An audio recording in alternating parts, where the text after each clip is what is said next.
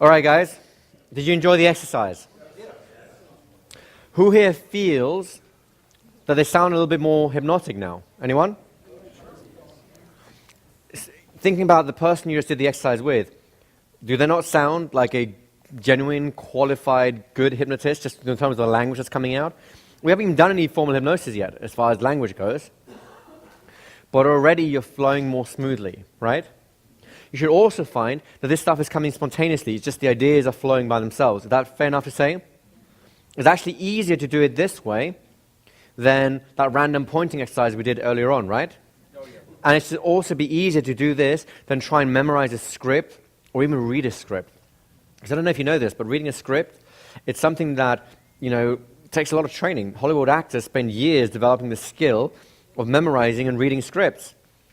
What makes us think as hypnotherapists, we can just do that and go like, all right, and now you're relaxing, relaxing, relaxing, all the way now. I mean, isn't that how we read, unless we've prepared ourselves for something or we know the script already? I don't like scripts. And the reason I don't like scripts is partly because it becomes like really cheesy, play school acting, and partly because it limits your scope. In conversational hypnosis, it's impossible with a script. It is downright impossible because there's no conversation, right? You can give someone a lecture, give them a hypnotic lecture, we'll come on to those things, and you can memorize that lecture. That'll work. But a conversation is impossible to run hypnotically because it requires interaction, and that's going to destroy your script like that. I'd much rather have you understand the principles involved and do it anytime, any place, anywhere, and fit it right into the conversation. Isn't that a much more sensible way of approaching things? So, do you get a sense of you understand the language now? There's a lot of richness here. There's a lot of depth and exploration. And I strongly recommend that you do explore this. This exercise on itself is the core of what we'll be doing here in terms of this style of conversation hypnosis. There's another style that we'll talk about in the advanced section. Essentially, we have our guiding theme. That's the power word. That's just what pulls everything together. It's the cement that holds the building together. Make sense? Around that cement, we're going to fill that in with the trance themes. The trance themes are the purpose of your communication. In this case, it's something simple as relaxing, feeling good, focusing, and so on. But it could be to improve learning. It could be to motivate someone towards something, right? It could be to excite someone about a vision of the future. It could be anything.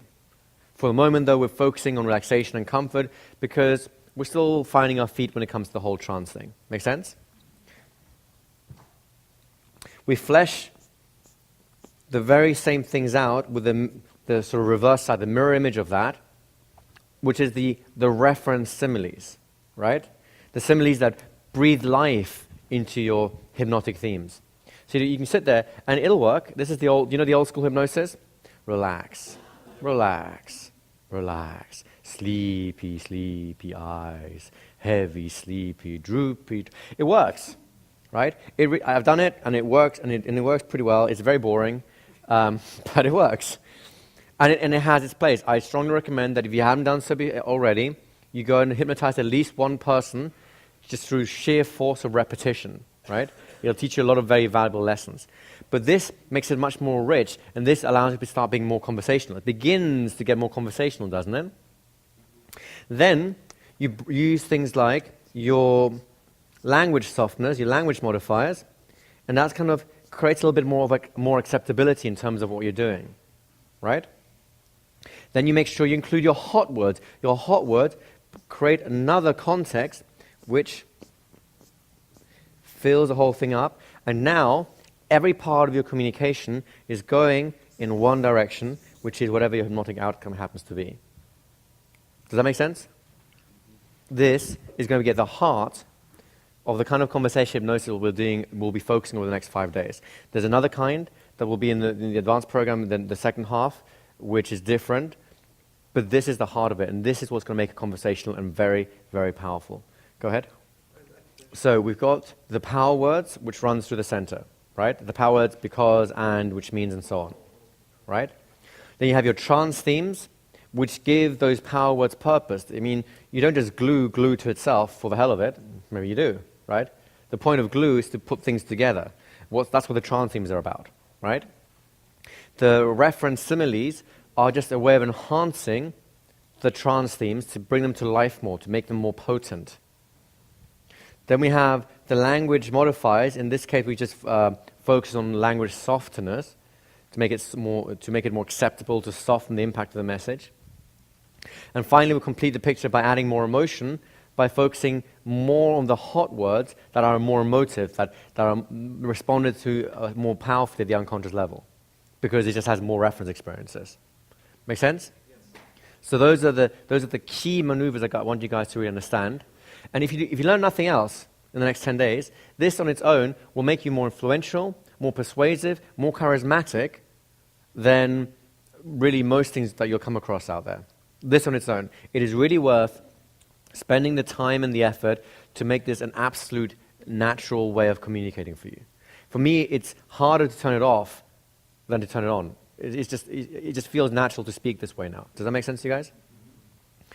Once you've got this, then we can start layering more complex structures around that. That's what tomorrow will be around, or will be about, so that you can make these things more powerful, just have more impact with them still, and maneuver things in different directions. In other words, the thing that's missing here is a process.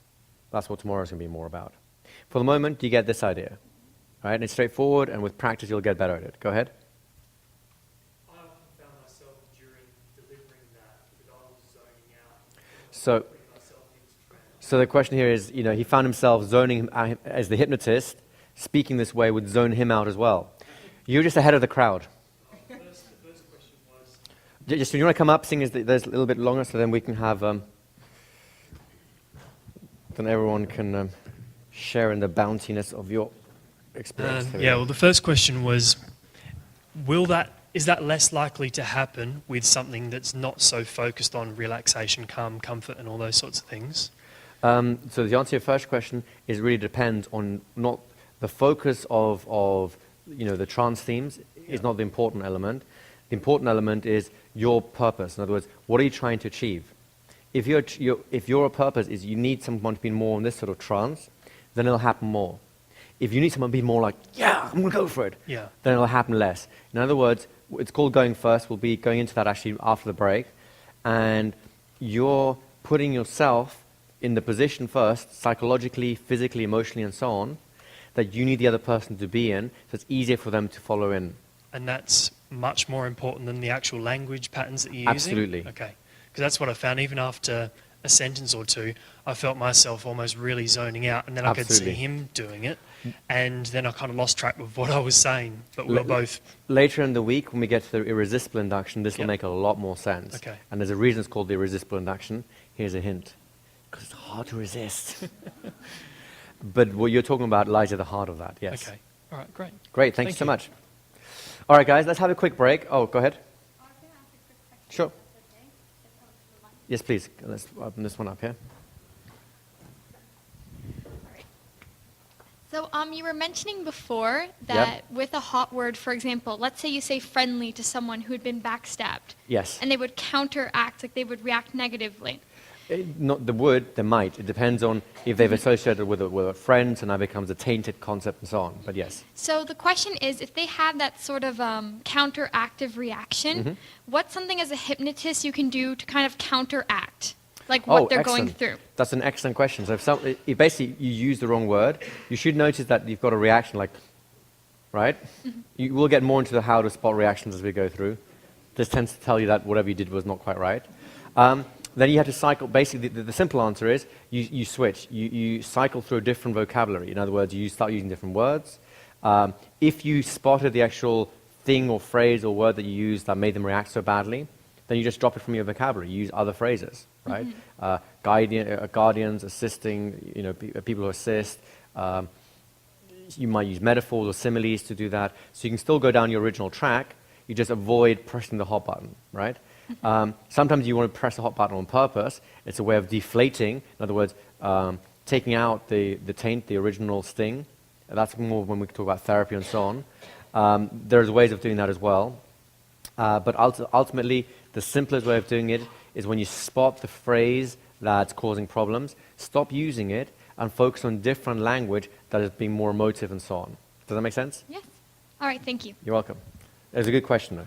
Go ahead. In her question, Yes. another way to defuse the situation is an adjective, trustworthy friend. Another way you might be able to do is to add an adjective like trustworthy friend. And it can work great. And again, it's just something you have to experiment with. There is no hard answer to this, right? It's just a simple question of, you know what the problem is, you know what to avoid, which is that particular problem. Now you can go down, that's the irresistible suggestions route, where you start stacking other associations around the term to make it more acceptable. For example, the happiness of a trustworthy friend. So now you have happiness and trustworthy fitted in, but if trust is still part of the issue, then that might still reinforce. And so you can go wrong with everything you do, but you're more likely to go right. What we're trying to emphasize here is this is about stacking the deck. This is not about absolute 100% surefire guarantees, because if you believe in those things, well, unfortunately, that's not how life works. Does that make sense? There'll be plenty of people who promise you this is the one thing that'll always work 100% of the time, guaranteed, and so on. But it doesn't really exist in the world. What you can get to is very close to that, and that's what we're doing right now. There you go. Thank you, Igor. I just wanted to comment on what you said a second ago. My wife and I are relatively new hypnotherapists. Mm-hmm. We were trained initially in directive script-driven hypnotherapy. Get out! But we've been studying the mind-bending language and the conversational hypnotherapy course as well. This is like Alcoholics Anonymous for Right. script readers. My name is James. I haven't used a script in 10 weeks. Hi, James. A quick couple of points. One, I wasn't taught your H+ Right. in my original course, and I found that as I go into trance, as I'm working with somebody, and I have been very distinctly, that I'm much, much more effective. I agree. And- We're coming on to that after the break, by the way. That's good. Secondly, I hit hot buttons all the time and have negative reactions, Mm-hmm. and that usually helps me help them better. Sure. As a and more. hypnotherapist, it is your job to find the hot buttons. Right. In ordinary conversations, it may be the polite thing to do to avoid the hot Sure. buttons. It really just depends on context again, doesn't it? Right? Yes. So you're absolutely right. I don't think having hot buttons, even if they're negative, is a bad thing. It's just you need to know what they are and what the consequences are, right? Do you want to come up? Could you think of that as a distant relative of fractionation? So can we think of that as a distant relative of fractionation? You're talking about the hot buttons or? Yeah, just hitting hot buttons, perhaps, whether deliberately or... So the idea of like going back to a hot button which is like negatively charged or even positively charged, and then coming back to it and cycling backward over time, could you think of it like fractionation?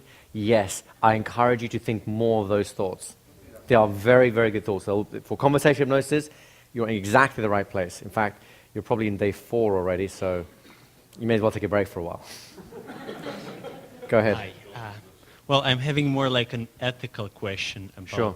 hypnosis, because the way I see it, you teach the good side of hypnosis. But And what there's I- the evil top hat wearer. Yeah, there's the evil monocle. side. Sleep now. Yes. No, not like that, but I mean, know. it's more easy, what I found out, Mm-hmm. to, for example, scare people or draw a negative picture of something, Uh-huh. and then say, well, if you're scared, don't do that, and then to make them follow Sure. you. And- So let me just address that first, and I'm sure there's a follow-up question. So the idea that fear is easier to achieve than something like confidence or courage or something like that, as a rule, is true, and I believe there's a survival reason for that. The species that was most cautious was less likely to jump out and go, "Ooh, what's this thing with big sharp teeth?" Right? Fear kept us alive more, so we tend to respond to fear. Now you can see this a lot. For example, I don't like personally. This is a personal opinion. You guys can make up your mind as you wish.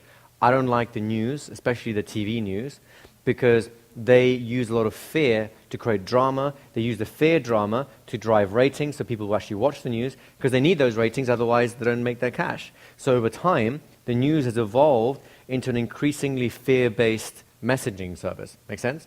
Because they need that attention, and fear is a great attention grabber.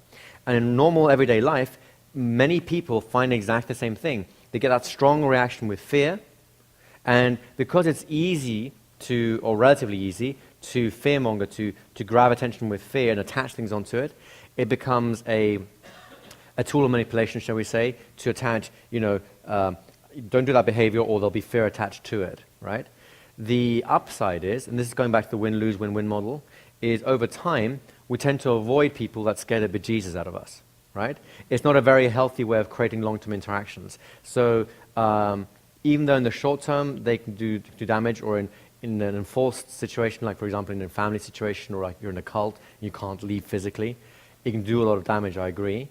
But the good news is, switching to the other version, the light side, might feel like it takes longer initially, but actually its staying in power is much, much longer. So actually, I think it's a much more valuable and productive tool overall anyway. Does that kind of make sense? Did you have a follow-up I anyway? completely agree with you on that, and we are actually colleagues. I'm doing international law, and I wanted to change the good role. effort. But towards the end of the course, you just find out that there's just only evil people remaining, and you see, and you actually see that the world is ruled by pretty evil people, and that's the whole thing. If you want to get to power, you get that. And Right. I actually want to do it through the good side. Right. But if it's that evil side is stronger, it just always will be stronger. I mean, to use a quote from Star Wars, is the dark side stronger? No, quicker, more seductive. And it's true, right? It is easier to get the hang of controlling people through fear. It is a lot easier, right? And people instinctively develop these skills. Is it better? No. In the long run, it's actually a lot harder to do, because that fear will come back, will come back and bite you as well. So, yeah, I mean, I can't force anyone to behave one way or another. I can tell you, though, and hopefully the experiences you'll have here over the next week or two will demonstrate to you that it's more effective, and in the long run, you will be more effective when you go down a different route, the win-win model versus the win-lose model, right? And you have to carry your own ethics. And ultimately, you'll make mistakes along the way, too. Everyone does, right? You may mean to do something really nice for someone, and then you'll do something accidentally which is not so pleasant, and you'll go, and you'll learn from that, and you'll move on. Maybe you'll be able to do better as a result. That's just part of being a human being, right? But thank you for addressing that. One last thing, and then we'll have a break. Well, I was going to make a comment about that because, like, my little... Do you just want to come up? Because this...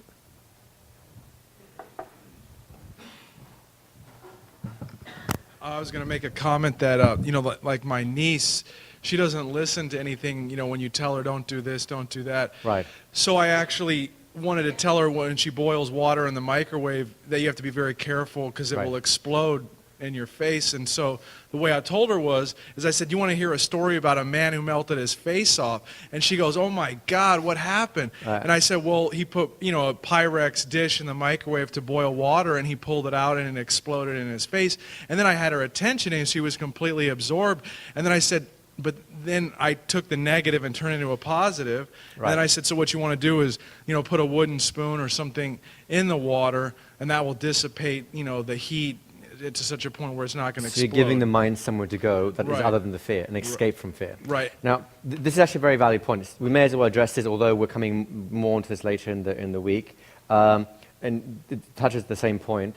As a rule, and this is actually research backs this up, if all you have is a message of fear and a general instruction, like for example, don't do this, people ultimately will be afraid and will fail. Because it's not very motivating, right? If you give someone initial message based on fear, but then you give some very clear action steps out of that, people will be very strongly motivated and actually complete the action sequence if the steps are clear and precise enough. Does that make sense? So what you were doing there, again, it leaves a clear view inside the mind. So it's not like I'm stuck in fear and I'm going to be afraid of bowls of water for the rest of my life, which is what the original message is. It's like it can explode in your face. It's actually creating a chain of action out of it so that there's safety again. How many people here are afraid of crossing the road? Anyone? Just me? Yeah, this road? Well, exactly. Well, that's the point, right? Why aren't we, as a rule, afraid of crossing the road? Well, because we have a chain of action that allows us to control the situation. The fact is, though, we do feel fear. Like on the roads out here, which aren't really designed for people to cross them, you stand at the edge going like, I want to cross this thing, but I don't know, somehow I have this little angst thing going on. That's because part of your mind is telling you, we don't have a process for this road. I have no wooden spoon to lead me out of this one. So you're stuck in that little loop. Does that make sense? So this is just as a general aside. If you are going to use fear, then you want to create a simple loop out of it so it leads to a better place rather than keeping them stuck in that one. And that's the biggest problem I have with fear-mongering is it doesn't really lead anywhere. It just leads to more and more and more. And becomes like you ever seen these pity fests where someone goes, oh, my life sucks more, my life sucks more, my life's so terrible, right? These are loops. We have a habit of getting into loops no matter what we do. So rather than having fear or misery loops, how about creating different kind of loops, right? Happiness, motivation, success loops. They're just as powerful loops. But we'll come on to loops and stuff like that as we go on. Right now, we've overstayed our time for the break, and I can see a lot of people need a few minutes to just chill. So let's take a 15-minute break and be back here at... We'll be starting here at 5:02 on the dot. So be back here at 10:02, would you please?